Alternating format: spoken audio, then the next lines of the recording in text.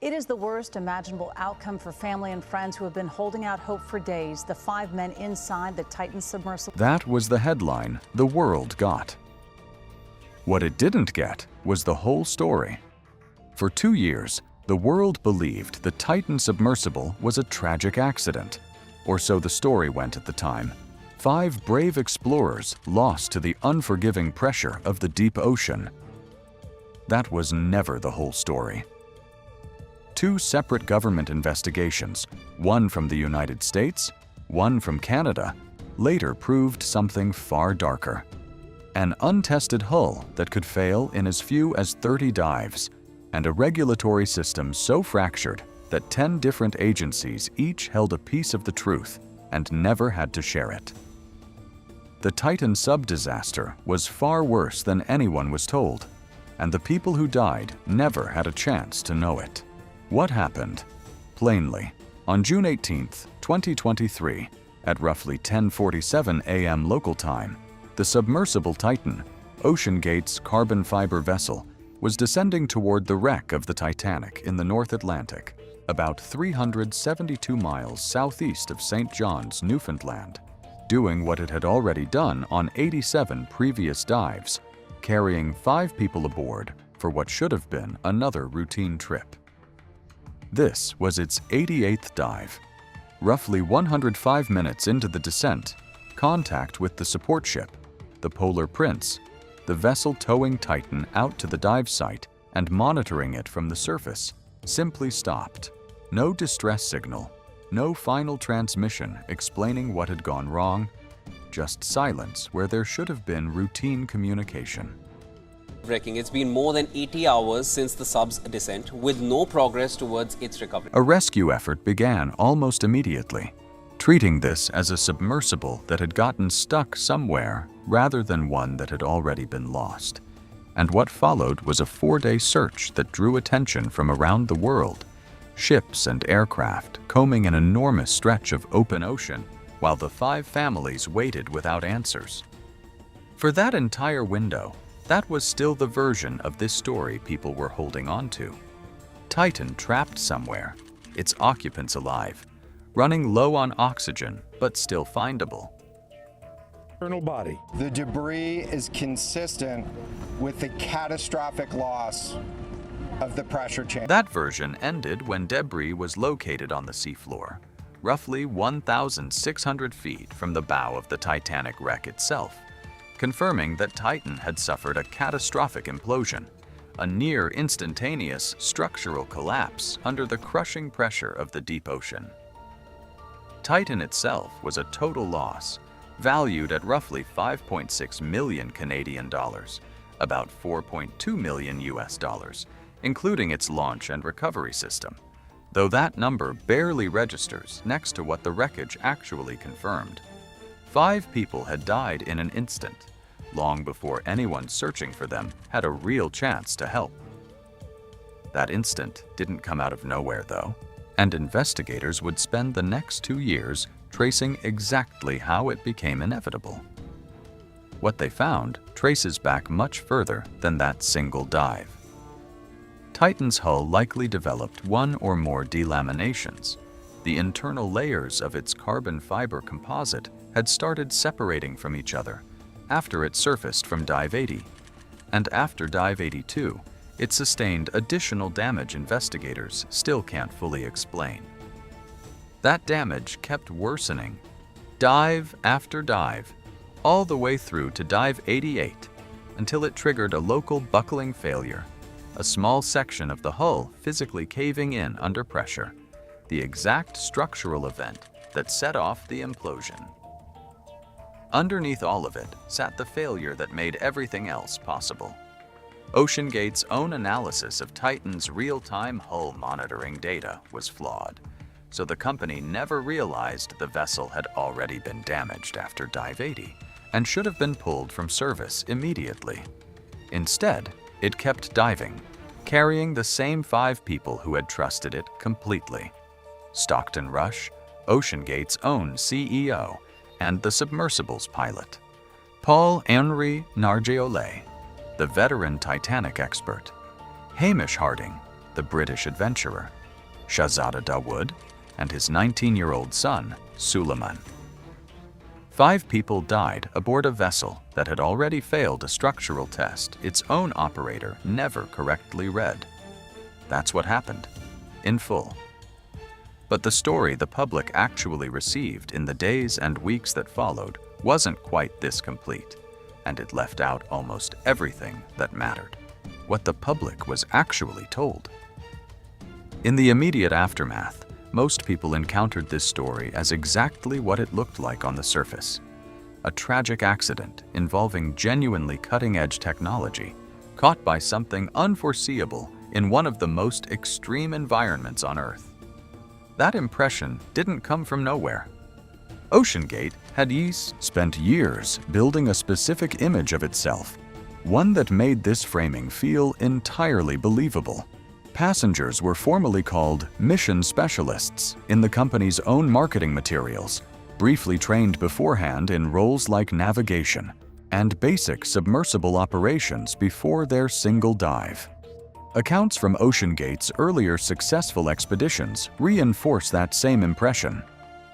Christine Dawood, whose husband and son were aboard Titan on its final dive, wasn't diving herself that day. She and her daughter, Alina, were on the support ship, the Polar Prince, watching the preparations unfold from the surface. What she described was an operation that looked genuinely professional and rehearsed. A real pre-dive briefing, specific instructions about diet ahead of the 12-hour round trip, evening presentations from Rush and Nargeolet, sharing their expertise with the people about to trust them with their lives.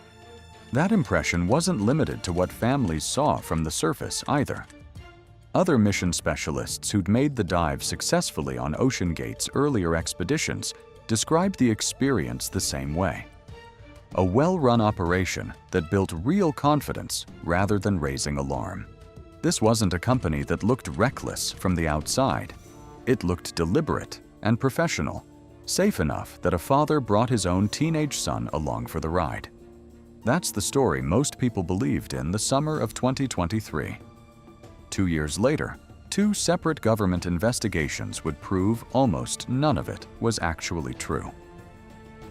The hull, everything about Titan that felt reassuring on the surface, was hiding a problem sitting at the very center of the vessel itself, one that no briefing and no confident presentation could actually fix. Nobody knew if the hull could survive what it was being asked to do. The Transportation Safety Board of Canada's independent investigation identified this as the core technical failure behind the entire disaster. Titan's carbon fiber hull, the pressure vessel meant to protect everyone inside it from the crushing weight of the deep ocean, was never actually tested against the theoretical values used to design it in the first place. Its construction and testing simply didn't follow standard engineering practice, the repeated verification any vessel meant to survive these depths would normally require. But it wasn't just a paperwork failure. When TSB investigators later examined leftover composite material from the hull's own construction, they found real physical defects sitting inside the material itself. Porosity, meaning tiny gaps and voids running through the composite. Waviness between the individual layers making up the carbon fiber. And damage introduced during the grinding process used to shape it in the first place. Here's what that meant in practical terms, and it's worth being precise about 2 different numbers that can otherwise sound like they contradict each other. Based on OceanGate's original design specifications, a hull built exactly to those numbers should theoretically have been able to withstand hundreds of millions of dives to Titanic depth. But when TSB engineers tested the actual as-built material's real compressive strength in a lab, accounting for those defects, they found it theoretically could fail in as few as 30 deep dives. Titan had already completed 87 dives by the time it made its 88th and final descent. That's the finding sitting underneath everything else in this story. OceanGate never actually knew how long its own submersible's hull would hold, and the warning signs that should have made that failure obvious were there all along. The warning signs. a hull failing slowly still leaves evidence behind, and OceanGate had every opportunity to find it. What investigators discovered is that the company simply chose not to look, and in at least one case, dismiss the warning outright. Start with the man in charge. Stockton Rush was directly warned, more than once, that Titan's hull could have been damaged, and his response, on the record, was to call the submersible indestructible and completely safe. That wasn't a private opinion he kept to himself. It shaped every decision that followed. The physical evidence tells its own story, too.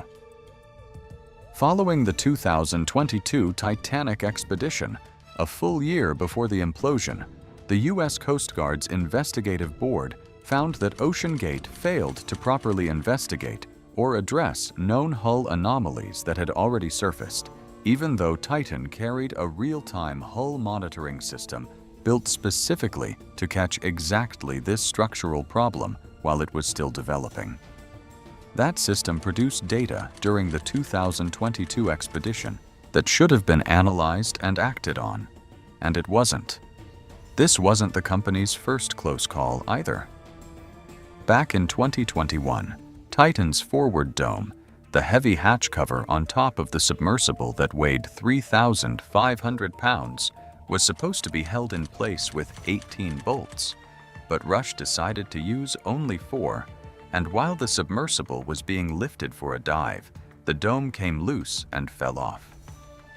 Nobody was hurt that time, but investigators later pointed to the incident directly as proof of a company prioritizing speed and efficiency over safety, years before that same instinct proved fatal. Then there's what happened to the vessel itself in the months before its final dive. OceanGate was under serious financial strain by 2023, strain severe enough that Rush personally loaned the company $1.85 million of his own money and asked some employees to go temporarily unpaid with a promise of eventual back pay. That same pressure reportedly led the company to store Titan outdoors, uncovered, leaving it exposed to repeated cycles of freezing and thawing that very likely weakened a hull already carrying real defects, long before it ever went back in the water. None of this was hidden information locked away where nobody could find it. It existed in a direct warning.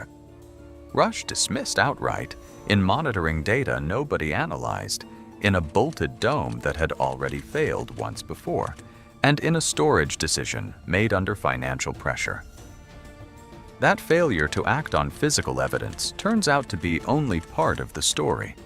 The rest of it comes down to the culture inside the company that let every one of those warning signs go ignored in the first place. The culture behind the decisions. Investigators found that OceanGate's failure to act on physical evidence traced directly back to the culture Stockton Rush built at the top of the company. The Coast Guard's report calls it an authoritarian and toxic culture where safety was not only deprioritized, but actively suppressed, and names what took priority instead: mounting financial shortfalls, customer expectations, and operational demands.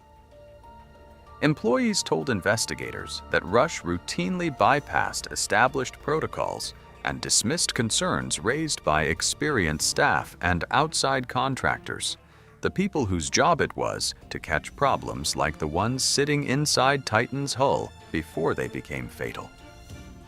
Investigators drew a direct line from that culture to the disaster itself, concluding Rush personally exhibited negligence that contributed to the deaths of the other 4 people aboard. Had he survived, the case would have reached the U.S. Department of Justice for possible criminal prosecution. Mark Butler, CEO of Action Aviation, the company belonging to victim Hamish Harding, called Rush's conduct selfish and senseless, and said the report confirmed a company cutting corners on a shoestring budget, run by someone more interested in pushing forward than listening to anyone telling him to slow down. One employee tried to formally report what he'd seen, and what OceanGate did in response is its own separate part of this story. The whistleblower OceanGate. In 2018, one OceanGate employee raised a formal safety complaint. The company's response was to sue him, alleging he'd violated a confidentiality agreement. Turning a safety concern into a legal fight he now had to defend himself against. He ultimately withdrew the complaint, citing the emotional cost of the legal battle against his former employer. His concerns never got the full investigation they deserved, not because they were unfounded, but because pursuing them became too costly to continue. OSHA, the federal agency responsible for investigating exactly this complaint, failed to act on it in a timely way, letting years pass without real follow-up.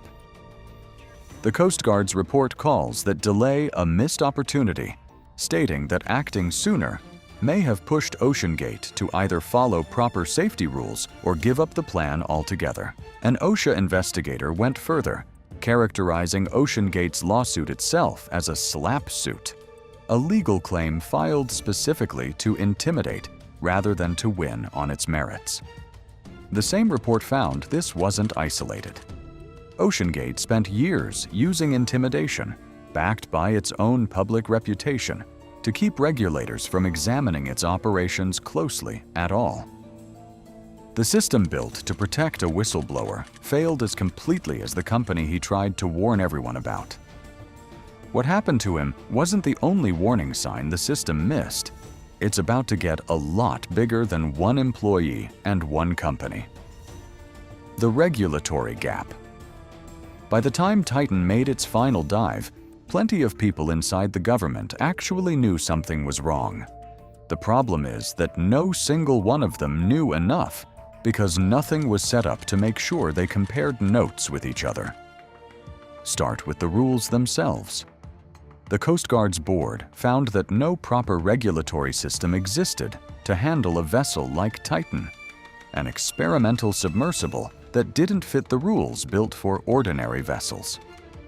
The report states directly that OceanGate strategically created and exploited regulatory confusion to operate completely outside of the established deep-sea protocols. The Transportation Safety Board of Canada's investigation confirms the same failure from the opposite side of the border. OceanGate interacted with at least 9 to 10 separate Canadian federal agencies and departments over the years, and none of that information ever reached Transport Canada, the one body actually responsible for assessing marine safety risk in the country. TSB Chair Johan Mario put it directly. Critical information existed across multiple federal government organizations, but no one was responsible for connecting the dots. He added that the gap wasn't specific to Titan. We have been calling for stronger regulatory surveillance in the marine sector for years. Lives are at risk when safety gaps are left unaddressed. Both investigations closed with recommendations aimed at that same gap, 6 from the TSB and 17 from the Coast Guard. Not one company acting alone in the dark, but a company that understood exactly how to exploit a system where responsibility was scattered across so many agencies that nobody was ever required to be the one who said stop. The emergency response that never had a chance. OceanGate never notified search and rescue authorities about the planned expedition before Titan descended, filing no advance coordination and no emergency response plan with anyone positioned to help if something went wrong. Investigators found that if OceanGate had followed existing federal guidance for this exact situation, a document called NVIC 05-93, the Coast Guard's own guidance for emergency response planning, rescue assets would likely have already been standing by, and Titan would likely have been found sooner, saving real time and resources, even though a rescue was never actually possible once the implosion happened. That failure to prepare makes what actually happened next worth noting directly.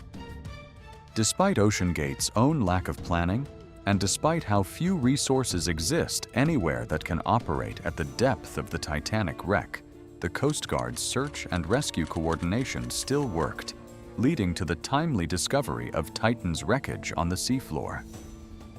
The company that built and operated Titan failed to prepare for the possibility of its own disaster.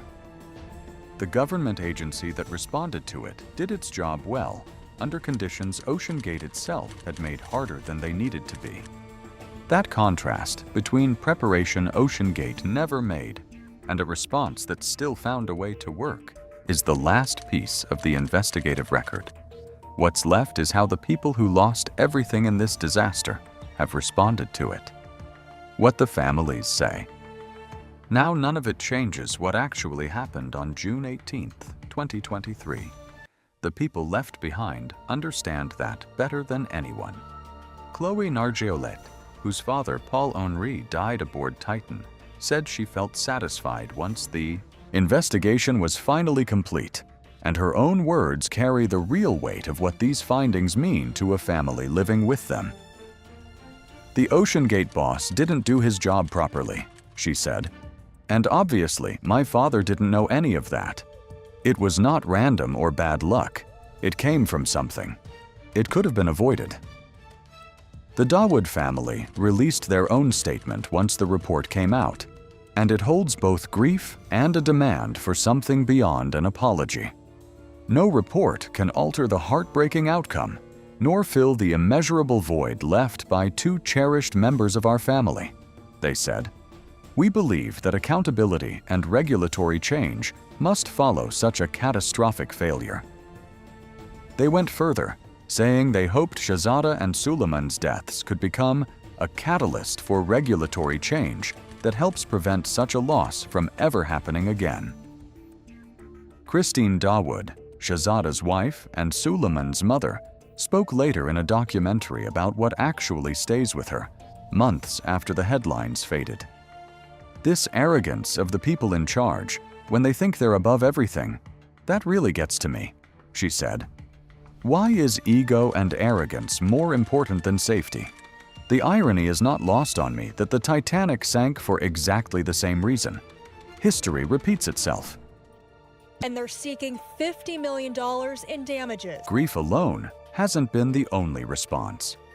The Nargeolet family has since filed a wrongful death lawsuit seeking more than $50 million, alleging OceanGate withheld material facts about the vessel's actual durability from the people who trusted it with their lives. OceanGate itself wound down all operations after the disaster. The company said in a statement that it had fully cooperated with the Coast Guard's investigation from start to finish, and it repeated its condolences to the families of everyone who died. Two investigations reached the same conclusion from two different countries. What's left now is whether anything actually changes because of it. 5 people trusted a company that had already failed them a dozen documented ways before they ever climbed inside that hull. 2 governments, working independently, proved this was never bad luck at all. The Titan disaster was worse than anyone was told, because almost every warning that could have stopped it already existed.